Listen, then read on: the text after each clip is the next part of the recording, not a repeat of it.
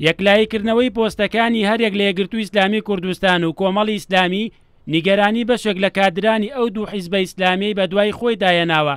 ئەمەش پاشەوەی کە یەکگرتوو کۆمەڵ زۆربەی سەرکردەکانیان بۆ پۆستە وەزارەکانی کابینەی هەشتی حکوومەت یارێم یەکلایی کردووەتەوە.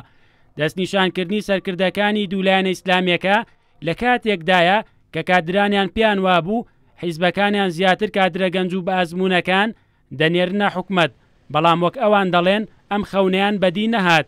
کۆمەڵی ئیسلامی کوردستان گەندامێکی مەکتەبی سیاسی و سەرکردایەتی بۆ دوو پۆستە وەزاریەکەی دەستنیشان کردووە، پیان وایە هیچ بڕیارێکی هەڵەیان نەداوە. ئێمە وەکو سەرکردایەتی کۆمەڵی ئیسلامی کوردستان بە پێی پێڕۆی نوێخۆی کۆمەڵی ئیسلامی کوردستان بە پێی و ئالەت و میکانزمانەی کە پێشتر دیاریمان کردبوو دەسەڵاتی دیاریکردنی بەرپرس بۆ ئەو پۆستانەی کە بەر بە کۆمەڵی ئیسلامی کوردستان کەوتووە، ئەو دەسەڵاتە هین سەرکردایەتی کۆمەڵی ئیسلامی بڕیای لەو ڕۆدا و هەردوو پۆستەکە یەکلا کردوتەوە.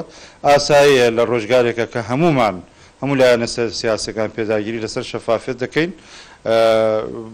خەڵکێکی ئێمەش هەندێک لە کادر و ئەندامانمان تێبینیانە بێ سەرنجیان هەبێ و تێبینی و سەرنج و ڕەخنەی خۆیان لەو ڕۆگەیاندۆتە سەرکردایەتی کۆمەڵی ئیسلامی کوردستان و سەرکردایەتی کۆمەڵی ئیسلامی کوردستان پێشنیارەکانیان تاوتوێ دەکات. یەکگرتووی ئیسلامی کوردستانش هەرچەندە لە سەرەتادا هەوڵیدا کە دەستنیشانکردنی کاندیداکانیان بۆ پۆستەکان بە جۆرێک بێت کە ڕەزامەندی زۆربەی کادرانی نێو حیزبەکەیان بەدەست بێنێت، بەڵام ئەم هەوڵەیان بەدی نەهات و دەستنیشانکردنەکە نیگەرانی بەشێک لە کادرانی ئەو حیزبەی بە دوای خۆی داهێنا، ئەوش لەو ڕوانگەیەوەی کە زیاتر دەرفەت لە بەردەم سەرکردایەتی حیزبەکەدا ڕەخسێنراوە.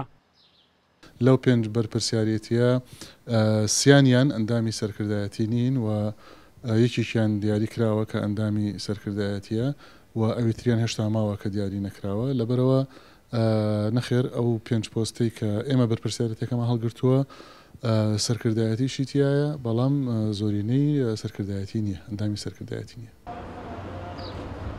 پاش یەکلاییکردنەوەی کاندیداکانیان بۆ پۆستە وەزاریەکانی کابینەی هەشت، شەپۆلێکی ناڕەزایی و نیگەرانی لە نێو حیزبە ئیسلامیەکان یارێمی کوردستاندا سەری هەڵداوە کە بە وتەی کادرانیان هۆکارەکەی بۆ ئەوە دەگەڕێتەوە کە حیزبەکانیان زیاتر دەرفەتی لە بەردەم سەرکردەکاندا ڕەخساندووە و کادرە بەتوانا و خاوەن بڕوانامە باڵاکان پشتگوێ خراون.